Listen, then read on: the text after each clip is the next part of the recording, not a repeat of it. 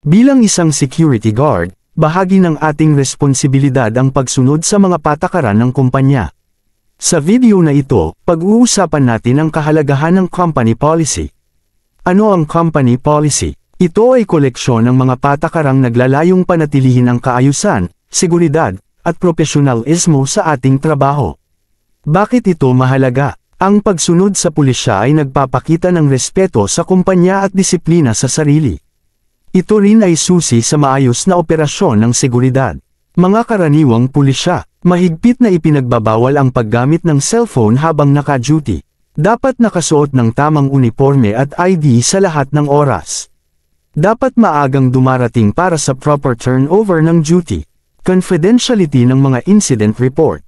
Mga parusa. Ang paglabag ay maaaring magresulta sa verbal warning, suspension, o termination depende sa bigat ng offense.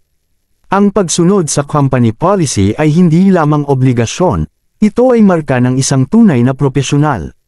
Stay alert, stay disciplined.